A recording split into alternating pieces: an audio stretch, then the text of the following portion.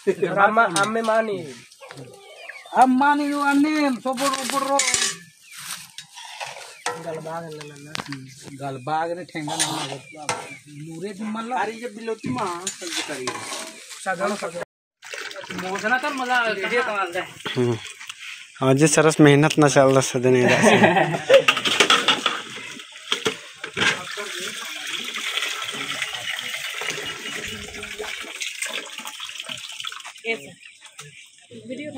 हाँ खिचड़ी मंडी कमाल एकदम तो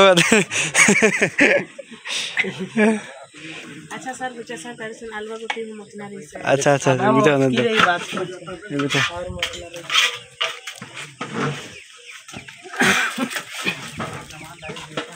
तो हेरा लगता संगे बगारो एक खिचड़ी मंडी कमा खाला कदम का सर बाना वाले निमन भैया ने दम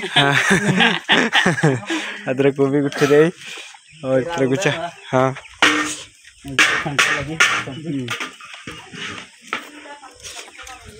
और खंडार का इतना और नलक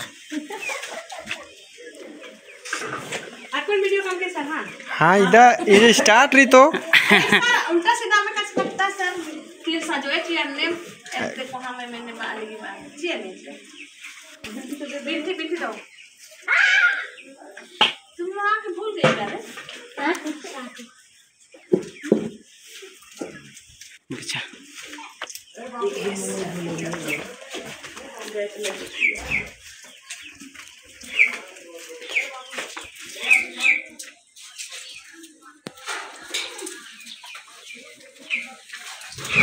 ढिलवा उठरी इतरा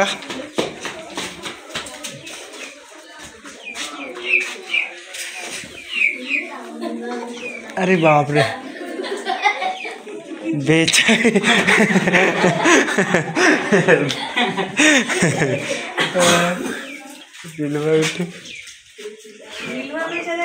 हाँ इस तरह श्री राम सरस दस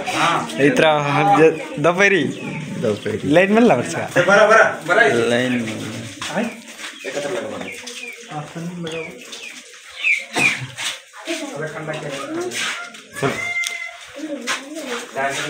मटर को चिल्ला लगी इधर ना बाबू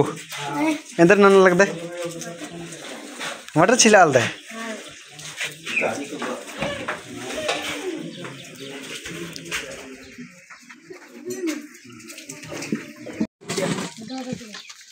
उस बात पे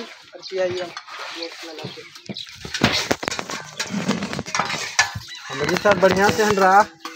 फिर दे वाले फिर नहीं शिकायत मनो कर लो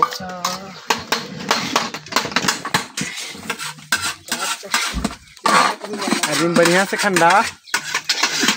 लगता इंद्र खंडलदार एक अपनी भैया ने